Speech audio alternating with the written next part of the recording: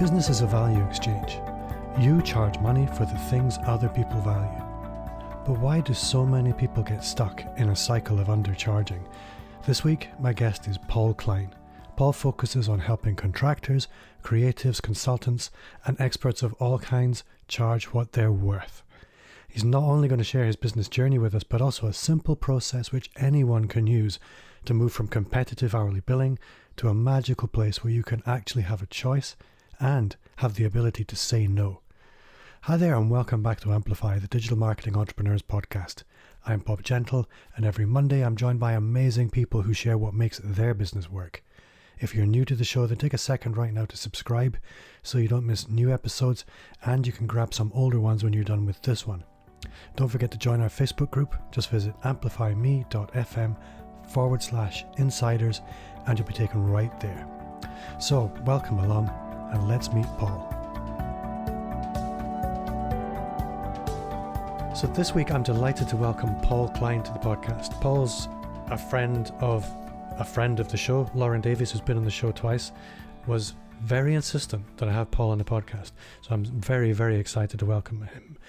Paul runs a podcast called Pricing is Positioning, and I know that's something everyone's going to want to talk about. So, Paul, can you tell us a little bit about who you are, where you are, most excitingly, and the kind of work you do?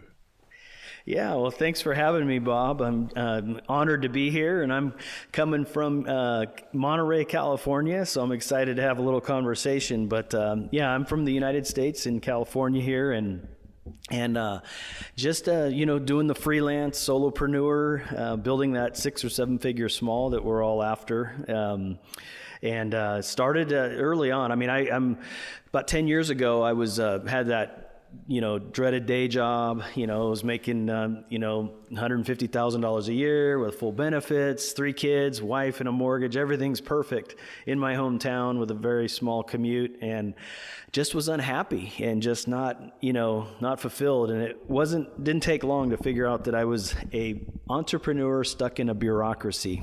And so instead of looking around, blaming the system, blaming my employer, I started looking inward at what I was wired for. And clearly the thought of having my own business, my own freelance business, where I was working my life around my business and not, my business around my life, not my life around my business or my job. And so yeah, it was it was 2009. If you remember, it was very challenging time here in the States with the economy and so forth. We had just gone through a stock market crash. Jobs were starting to go down, and the economy was coming to a halt with the mortgage crisis and everything else. And here I was quitting my job and going out on my own. And it was funny because my wife was like, "Okay, I understand you're not happy. I support what you're going to do. I believe in you, but just don't tell me when you quit your job." And so she one weekend, she's like, "Yeah, can you pick up the kids on Monday after you get off work? Because I've got an appointment I need to go to. Can you check and make sure you can get off early?" I'm like, "Well, yeah, I can get off early as I want. I'm working for myself now." And she's like, "No." And anyway, so from that point on, we were W-9, K-1 all the way, which in the States mean you are not an employee anymore, and you go out and leave the cave every day and kill something and bring it home. So no longer are you, you have the security of a regular day job, but you have the freedoms that come along with it. So started basically 3 businesses since then. I went to work in my primary consultancy, working with a lot of Fortune 500 companies, mom and pops. A lot of my clients are from Target to Yum Brands to Cracker Barrel. Had an opportunity to work with Apple at one time, and that didn't work out. That's another story for another time, but worked with a lot of those larger companies. And then pivoted from there in 2016, created a SaaS company around that expertise, which is still going, and I'm still a shareholder in that company. And then in 2018, I pivoted again into my personal brand, which is what I'm here to talk about, and that is helping people with their pricing, encouraging people to take that step and make that pivot like I did 10 years ago, and I know you did, Bob. Just understanding the freedom that comes along with that and just really encouraging people to do so. How did you come to decide that the personal brand, the thing you were going to invest in was going to be pricing. Because I remember I went to a conference and Hal Elrod was talking. And one of the things he said is when you build a personal brand, it's a little bit like climbing a ladder. It's a very hard ladder to climb. And you better make sure when you get to the top of that ladder, you had the ladder against the right wall. And pricing is your wall. And I'm keen to understand why you picked that.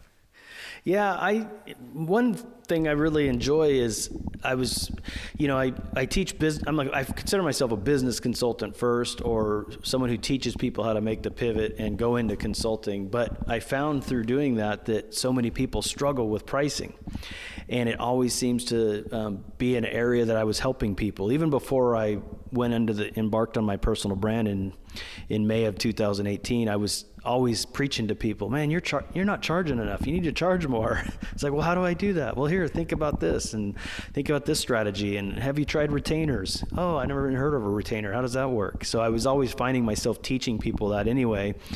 And so, and then what I started doing is doing like we all do, reading up on different books from, Blair Enns to Ron Baker to Alan Weiss, all the great pricing books out there, William Poundstone. And then I started realizing, man, a lot of the stuff I've been doing for the last 10 years in my consultancy there's actually like science behind it, behavioral economics. There's a reason why that works. And so it all just kind of came together, and that's why I launched my podcast almost a year and a half ago now, called Pricing is Positioning, just to help talk about pricing, bringing on great guests and helping people that. Because I think one of the biggest problems when we're out as a solopreneur, small business, or a micro business, as you call it, Bob, is that we undervalue our services. We see, okay, this highly sought after skill comes easy to me, but it must not be very valuable because it's easy for me to do. So therefore it must not be very valuable. And that's what a lot of us end up tending doing, is we undervalue that service or that expertise. And we turn ourselves into a commodity, and then we sit around and wonder, man, why isn't this working? Why can't they get those higher rates? And so I really like encouraging people. And I kind of feel like that's my sweet spot, to help people see their true value, get past those roadblocks, and really charge what they're worth, and get those higher rates that we all deserve, and at the same time create that win-win for your client and for your business. I think something that's always troubled me a little bit is business is a value exchange. I have some value. There's a guy over there that needs it. My job is to get the value from me to them. Mm-hmm. And if I can get the value to the person who needs it the most, I can charge a premium. And that sounds very easy. But a lot of people, I often use this analogy that if I walk into McDonald's and I meet Yoda behind, he's flipping burgers, and I got talking to Yoda, and here's this incredible value. And you think, Yoda, I really want to work with you. And Yoda says, sorry, dude, I just flip burgers. That for me is a little bit like when the value exchange is just completely misaligned. Mm-hmm. You're not selling the right thing in the right place. And a lot of people are not really connecting their unique value to the people who need it most. They're connecting their unique value to the people who are right in front of them, rather than the people who really need it. What advice would you have for people to help them connect their unique value to those people who need it most, rather than the people they sell because it's easier or because it's what they've always done, which is often the worst? Yeah, that's one of the hardest things to do. Is the trick is selling to the people that value what you do. And as you mentioned, so often we get trapped into just selling to the people that are right in front of us, and it just, it's not the right fit. You're at a, what's analogy? You're at a baseball park trying to sell basketballs. Everybody's there to play baseball, yeah. And you're selling basketballs, and so you sell a few, but man, if you get over to the court where LeBron's playing, everybody's going to be buying basketballs. So it all goes back to finding your ideal avatar client, and being really specific and niching down. And that's how I was able to build my 6 and 7 figure businesses is niching down. I mean, micro niche. I mean, really down to a specific problem and issue. And then what that does is it makes it really clear who your audience is. And so you're that person selling basketballs at a basketball game or a rec league with a bunch of kids, and you're in the right place. And so, and I think one of the other problems a lot of people do is they want to be generalists. They want to serve everybody. I know we've all heard this before, but you really do have to niche down and really be very specific on who it is. Don't just say you're a digital marketing consultant. I mean, say you're a digital marketing consultant for restaurants with franchisees that serve with less than 50 sites or less than 50 restaurants. Be very, very specific, and that will really help you find the right customers to meet your products and services. I think for a lot of people, that specialization, that process of exclusion actually is terrifying. What kind of process can people go through to maybe ease themselves into that, rather than sort of from one day to the next saying, I just do digital marketing for florists, which is probably a bad choice because they have never got any money. Yeah, I think it's got to cross the paths. It's a personal decision of, and it depends on where you're at in your business. Are you just needing to pay the bills and keep the lights on, or are you in a pivot stage where you have some runway financially and can, do some different market segments? So it just really depends on where you are, structurally in your business. It's very different. A lot of times you have stability in one vertical, which will provide you the financial means to start making a pivot into another segment. And so that's what I've done a lot of, is I've tested those other market segments with what I think will work, what I think I'll like doing, without having to be dependent on it, putting my food on the table for my family. So that's very much different for somebody who just lost their job due to COVID, who's starting a new spin up, and then, next month rent's due or the mortgage payments due. So, sometimes in those cases, when you are in that, you really have to go where the work is. I mean, you have to pay the bills, you got to get the next job, and that doesn't put you in a position to raise your rates, but that's okay. Sometimes you have to do that for a season of life in business, or a season to just, to get some runway in your, financial capability and so forth. But ideally what you can do is, once you get your finances stabilized, or you have enough residual income built up in one vertical, then start looking at those other segments, to pivot into. And then, that's how you ramp up the value ladder and, start getting those higher rates. Another thing that I see quite often is people, when it comes to their own marketing, largely have a very old-fashioned mindset. And it goes something like this. Well, I do business in my city. My city is fairly small, so I can't really specialize because there aren't really enough businesses in any one niche for me to survive. What is it that you find unlocks that? Boy, it's all I know is that it's true. You see businesses all the time that, once they open up the doors, you just have to recognize, man, we are in the, global economy and the knowledge economy, and it's so vast. It's so much more than just your small town or your area. And if, with technology has just blown up the doors. I mean, we are having monumental changes in the way organizations, everything is doing businesses. And so if you become that go-to person in that vertical or in your niche, you're not limited to the people in your direct area. Now, sometimes you make a widget or you install a widget, physically, like if you're a plumbing contractor or a florist, that's doing delivery or something like that in an area. And I get that when you're dealing with physical products, but if you can pivot even if you're doing physical products or physical services, gutter cleaning or whatever it might be, mowing lawns or interior designer where you're actually physically on sites, you can take that knowledge and that expertise that you have and digitize it, and now you've just opened up a whole nother market. And that's what I teach in my 3 pillars of revenue.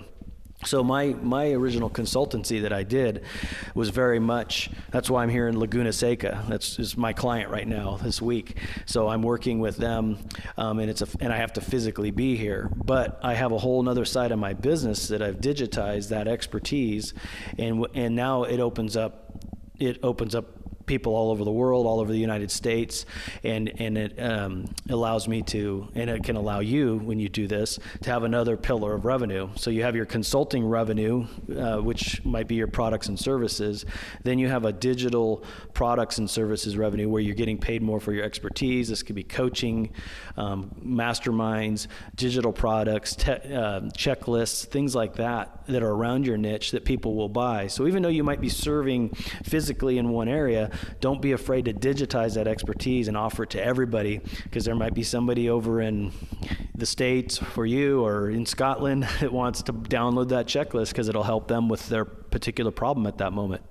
And so the three pillars, if you just maybe break them down for me again very, very quickly. Yeah, real quick. So the first pillar is obviously your main consulting. That's your one-on-one, high-level, done-for-you practices and so forth. That takes a lot of your time intensive. That's your high-dollar consulting.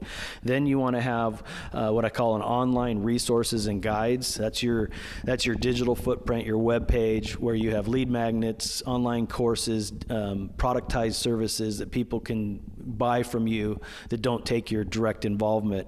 Then the third one is having a comprehensive training and education program. And this is, or what you could also call this a speaking area. I don't call it speaking because some people are afraid of speaking. So that's why I say training and education. And this is where you go out in either workshops or conferences or in industry annual business meetings, and you speak about that specific niche product or area that you specialize in. So again, if you're a digital marketer, it'd be great to be talking at a digital marketing summit or something like that. If you're a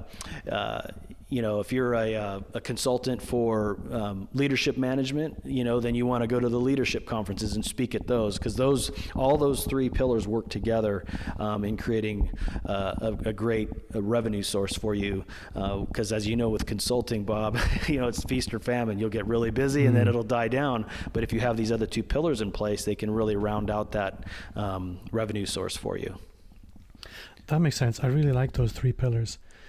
I just wasn't sure if I'd missed one because you went through consulting, then digital products, and then we didn't get to the training, education, speaking bit. But that makes a lot of sense, and certainly I can see how virtually everybody could apply that.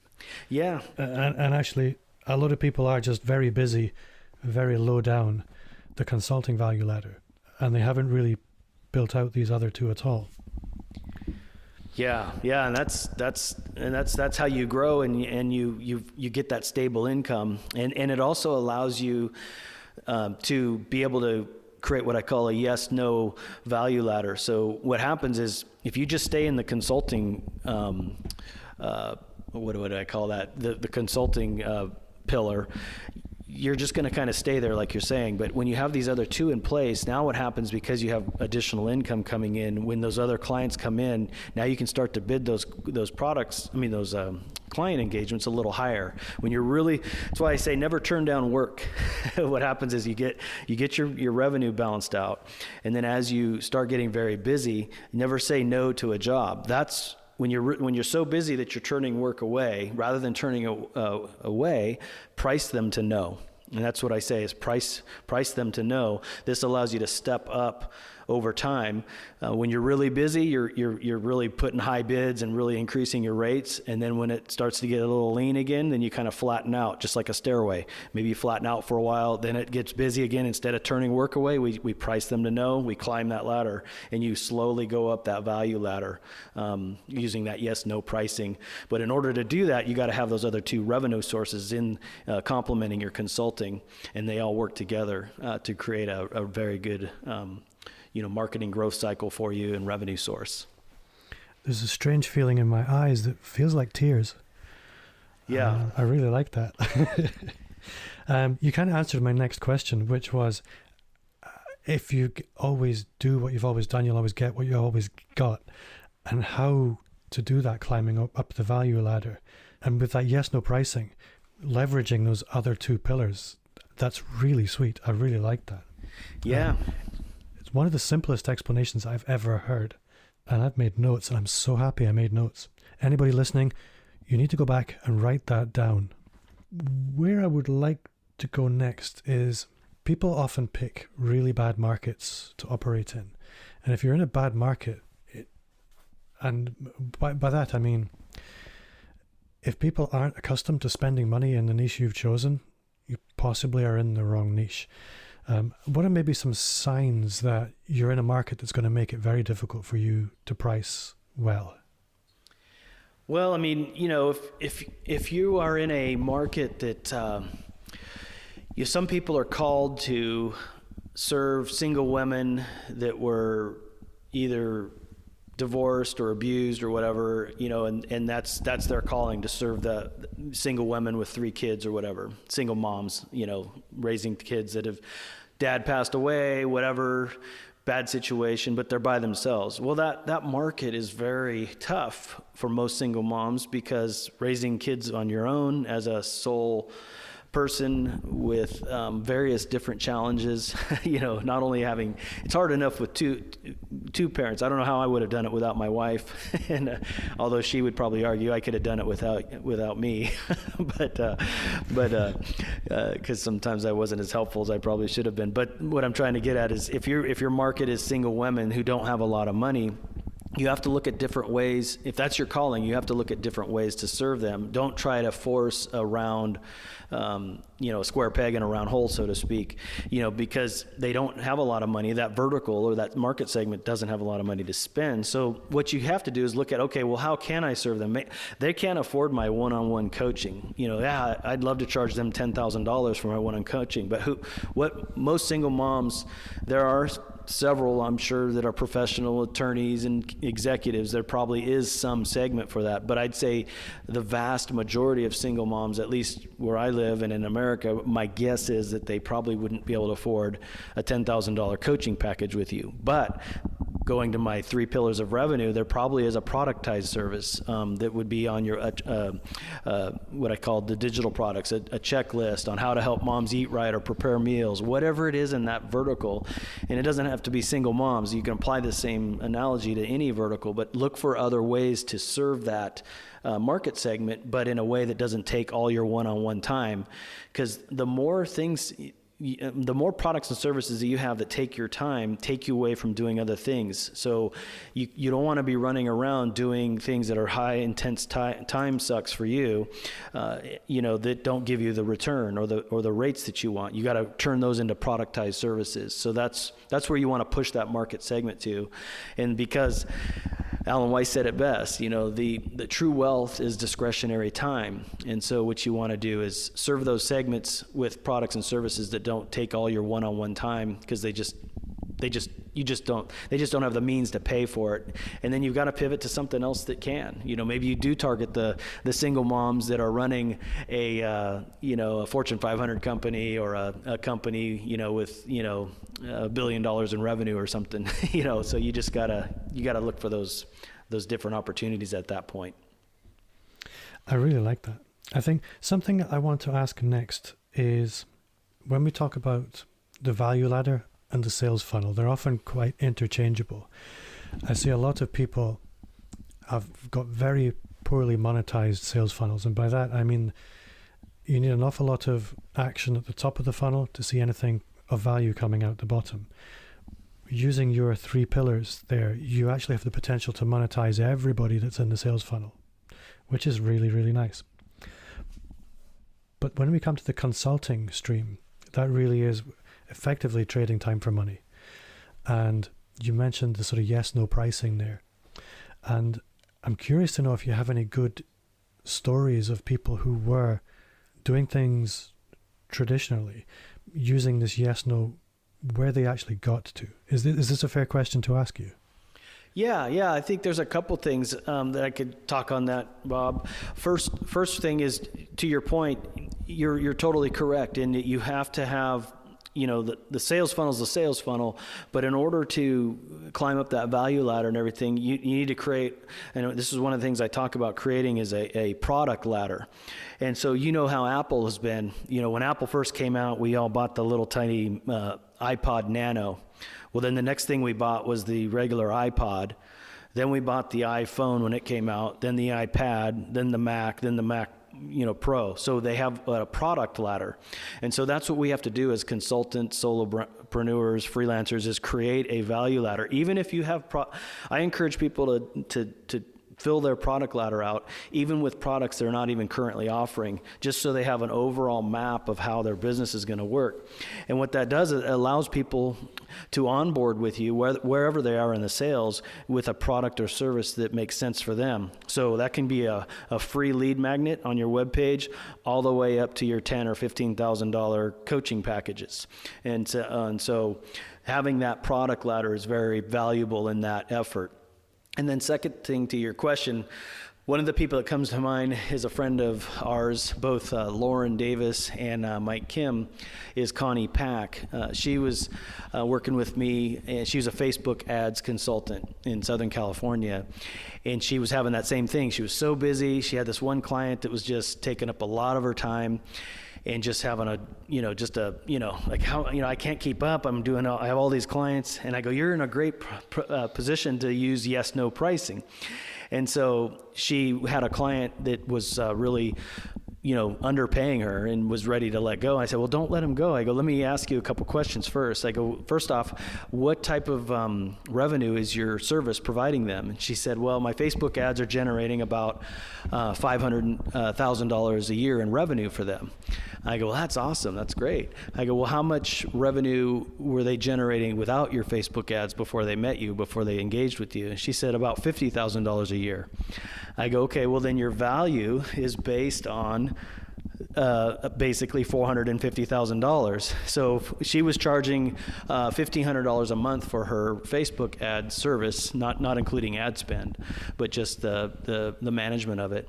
And I said, well, you need to position your fee closer to that $450,000. Have that conversation, and you should be at least 10% of that. I mean, that's just good money on the stock market. So she went back to them, long story short, and was able to increase her rate to basically from about $18,000 a year to $45,000 a year, because she was able to position herself closer to that, to her client, show them that I'm helping you generate, close to $450,000 a year in value here, and get her fees into, closer in alignment with that. Can I ask a question just to interject right there? Because I know from experience that lots of people's reaction to being advised you should go and have this conversation with your client is, but why would they pay me that when they could just employ somebody for half that money internally to do it? And I'm sure that must have been a concern Connie had. How did that conversation go? Did that conversation come up? I don't think it did. I think in her case, there was this business was in a business that doesn't have marketing staff or anything like that. I believe they were a dentist, if I remember right. And so they're not looking to have an employee do that, and they just want to keep it out. So wasn't an issue in that case. And other people I've talked to, it's the same thing. But I think I've seen this happen before, where companies, organizations will bring people on with the thought that they're going to save all this money. And in a lot of cases, what happens is during the great times it works out great, but then they got to lay off when it gets slow. Yeah. So the selling point is that, hey, you're not committed. It's on a month-to-month basis. You've got a super great consultant in that vertical that can manage this for you. And then if things go south, like they have with COVID or whatever, you can pivot out of it. Whereas if you have a staff of people with benefits, overhead, even if you're generating that money regularly, it still doesn't always pencil out. So you just kind of have to look at the organization or the business and make the sale that you're more lean and mean and flexible without the full-time staff doing it. And as a bit of a follow-up question, knowing that Connie is friends with Lauren and Mike and you. Now, this, to anybody listening, will think, who are these people? Well, these are people who I all know are all very invested in building their personal brand. And I'm interested to know, how much of an impact does this personal brand have on the perceived value for that client and their willingness to say, yeah, okay, let's go there? I'm not following you, Bob. What do you mean? What I meant was, everything has a perceived market value. Was Connie's perceived market value in the eyes of that client impacted by the personal brand, or was she simply one of many potential vendors? Well, she had an ongoing relationship with that particular client, and she was originally building more of an agency model, but most recently she's pivoted into realizing that she is just that, a Facebook ads, a personal brand that it's really her brand. So she's recently taken ownership of that, and it does at the end of the day, whether you're building an agency or a corporate persona, at the end of the day, people buy from who they know, like, and trust. And the reason why these large companies have bought from me, Yum Brands and, Dollar General and the companies I've worked with, Del Taco, the reason why they buy from me is because they know me. I have a relationship. Sometimes I've been able to get contracts with other companies because people have left one company, went to the other company, and the relationship was there. So they just naturally said, hey, I know you can solve this problem I'm having right now. I'm going to call Paul because we have that relationship. So everything's about the personal brand at the end of the day, and I encourage people to not hide behind the corporate veil or the some fancy name and so forth, especially if you're not planning on building some type of a big company. If you're trying to build a 500 person company with investors and shareholders and committees to make decisions, yeah, that's a whole nother animal. But most of us that are trying to build an internet-based business, that's flexible around our lifestyle, and it doesn't have employees, or what Brian Clark calls is a 7-figure small, which I just love that term because it's lean and mean. It's just low overhead, high margin business that is really just around the person, and that's what a personal brand is. And there is higher value there when people know who they're buying from and what they're going to get, as opposed to some big company. I think that's kind of where I was coming from. The question is, I think having a strong personal brand, it does kind of put you in a different category. There's a slightly higher perceived value in that you're coming from the expert space rather than as one of a multiple of other vendors. And I was just wondering where she was on that journey. So you answered that very, very clearly. Something I would like to ask about is, what are the most common mistakes you see people making when they're quite early on in their consulting business? Because I think we all come to it thinking of business in very linear terms, charging by the hour for the time that's actually used, and that takes you so far. But then you look to the left and right, and there are people doing some very interesting things. So what would be your advice to anybody who's fairly new into consulting? How should they go around establishing that foundation pricing? Well, if you can do this one thing, the first time someone asks you what your hourly rate is, tell them you don't have one. So I want you to pivot away from hourly billing 100%. Don't go there. Quit doing it. Abandon it. Get rid of it. Don't even let it enter your vocabulary, because that will keep you in the commoditized, low range, low value realm for longer than you need to. So the sooner you can pivot away from hourly billing. And what's great is once you get away from hourly billing, man, now the world opens up. Now opportunities open up, and you move the discussion from being viewed as a person who is just being paid for a series of tasks and to-dos to someone who's being paid for expertise. And that's where we want to shift from. Anybody can be a hired set of hands. And if you want to be a hired set of hands, and you just get told what to do, you might as well just be an employee. And Michael Gerber talks about it in the E-Myth. Going to work in your business, not versus on your business. And so same thing here. You want to be paid for expertise. You want to be paid for your knowledge, and not be viewed as just a set of hands for the client. And once you can shift that away for your clients, now they're viewing it at a higher level. They're they shouldn't be telling you about how to implement a web page or font if you're a designer, those kinds of things. Those should be your decisions. And once you're paid for that, it just shifts everything away from being paid again for time and materials to expertise and knowledge, and those are where the higher rates come from. And so you can again, shifting away from hourly helps do that, and then you can start charging for value and shifting the conversation again from how much time is it going to take you? It's not, people buy outcomes, not time. Nobody cares how long it takes you. Nobody cares about that. They want the transformation, the outcomes, the results at the end of the day. And the sooner you can shift that conversation to that, from how long it takes you or what your hourly rate is, the better off you'll be. Yeah, that makes a lot of sense. So I'd like to maybe flip things around a little bit and ask you, I guess, I'm always curious, and I ask this of lots of guests, but business tends to come to us in one of three main ways. It either comes through inbound inquiries through our content marketing, or it comes through outbound sales activities, prospecting, or it comes through referrals. What's this sort of typical mix for you? In my personal brand, it's definitely outbound. It's, getting to know people like you, Bob, in this space. So, that is definitely the case, through my podcast. Podcasting is a great medium for that, because people get, listen to you in places they won't admit, as I'm sure you've experienced.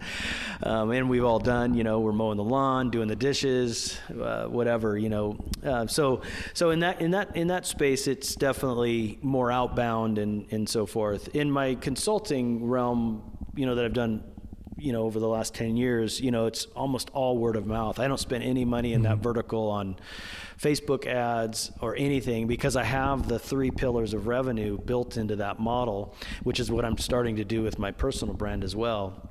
But in that vertical, it's, I'm 10 years ahead, so 10 years from now with my personal brand, I'll be in the same or better place, having learned this in the first round. But once you've established yourself in that vertical, you can really, word of mouth is really where a lot of that comes from, as opposed to fancy Facebook ads, fancy funnels and all that stuff. But, I'm learning as I go here, because, I'm only 2 years into my personal brand, and that's, I get some word of mouth, but it's not to the same degree as in my other vertical. And I guess something I'm really curious to know, especially people who are so clearly competent as you are, which part of your business do you struggle with the most? Well, which business? It's up to you. I mean, a lot of the time, it's as a person, we struggle with particular things rather than a particular unit of your business. Yeah, I think my biggest struggle for me, being an entrepreneur, and because I answer to myself in a lot of ways, and I don't have shareholders, that's a beautiful thing. That gives us the freedom. But I also find myself having so many ideas and so many things I want to do. So you end up becoming a jack of all trades and a master of none. I want to create a membership site. Oh, I want to do an online course. Oh, I want to do a mastermind. Oh, I want to create this e-product. Oh, this is going to be great, and so we find ourselves bouncing around all over the place. And so for me, and whether that's in the other vertical or this vertical, I find that's always been the case for me anyways, is I don't know if you call it shiny object syndrome, or sometimes it's I don't want to say lack of focus, because you're definitely focused on opportunities, which is a good thing, but you've got to stick to the execution. I think that's the critical thing, is you have a lot of great ideas and you want to do a lot of different things, but you got to stick to the execution and the follow through, and then either go till you prove it right or till you're proved wrong. And then once then turn it off and move on to the next thing. Don't just do a bunch of things, willy-nilly or half baked, so to speak. Yeah, no, as you were beginning the description, it did sound a lot like shiny object syndrome. And it just shows you have a good eye if you can spot the magic. Yes. Paul, we've been talking for quite a while now, and we should probably start bringing things to a close. And I always try and come towards the end with the same question for everybody. And that's, what's one thing you do now that you wish had started 5 years ago? Yeah, for me, Bob, that is definitely, I for many years hid behind the corporate veil.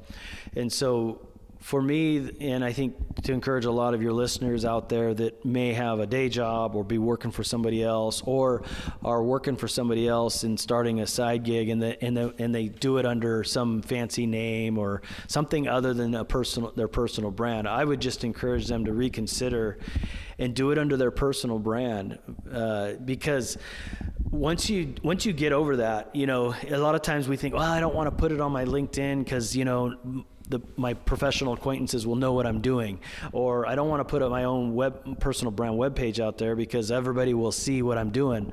Well, the reality is everybody is busy and nobody cares about you. Oh, and I don't mean that in a bad way, but I mean that in a bad way is to get over that fear. People, I know I've worked with some people that will have 2 and 3 different verticals, and the reality is how it is, Bob. When we have a pain and we're searching for something to, if we have a toothache, we go onto Google and we search, toothache pain. Well, then that Google will find that web page for that. And it's the same thing in your expertise. You can have multiple different expertise or verticals.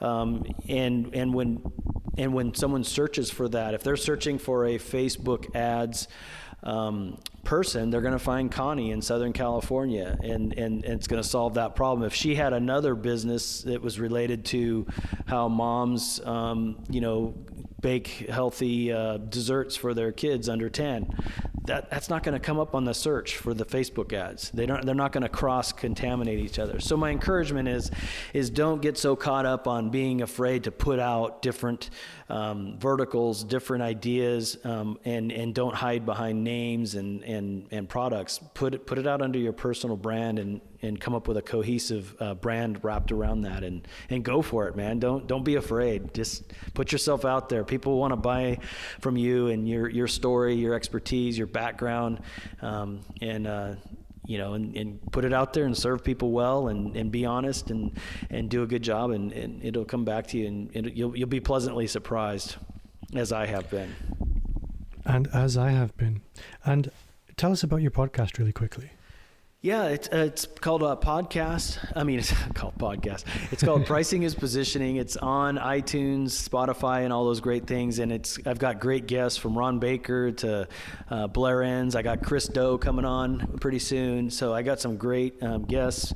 Mike Kim's been on there. Lauren Davis. I'll probably talk to you, Bob, about you coming on there. So want to have great guests that are in this vertical, but it's definitely around pricing and positioning and business. And so you can subscribe to it. Love to have you join me on there, and great. I got an episode, I think it's around episode 7 or 8, which is about yes/no pricing, which we just talked about. So that's there's some great episodes on these types of topics that could really help you out. Yeah, if you like this one, you'll like that one. And you can't listen to this podcast every day, unfortunately. Paul, if people want to connect with you, how would you like them to do that? And I know you have a webinar, so you should also just mention that. Yeah, the best way to connect, you can find everything is go to paulklein.net. It's like Calvin Klein, which is, but it's Klein, spelled just like Calvin Klein, but it's paulklein.net. And on there is, we got a pricing quiz, the podcast and everything. And then if you want to check out the webinar, I got a great training called Rock Your Pricing. Bob, we didn't talk about it, but back in the 80s, I played in a hair band. I had long hair. It looked like the guys from Poison and Motley Crue and all that, although I was the responsible. And I was the one that was known as the business guy. I was the guy that was like managing our band while the other guys were crazy and acting out.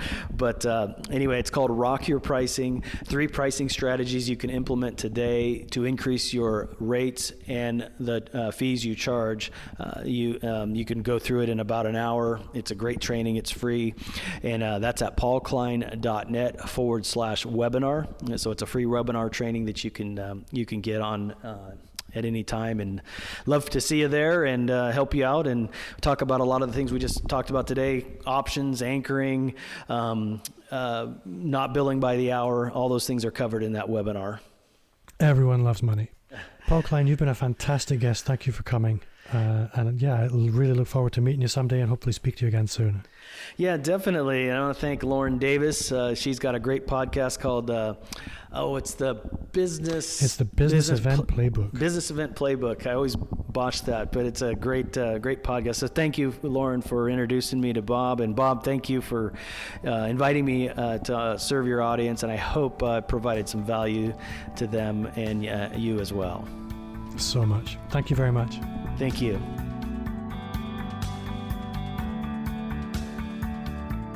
Niching, and specialization are different for everyone, and it can often be a difficult process. At the same time, understanding and honing your value and then connecting it with the people who need it most is another big journey. But like anything hard, it starts with the first steps. It starts with evolution and not revolution. If you're already on this road, then hopefully today's episode helped you a little further along.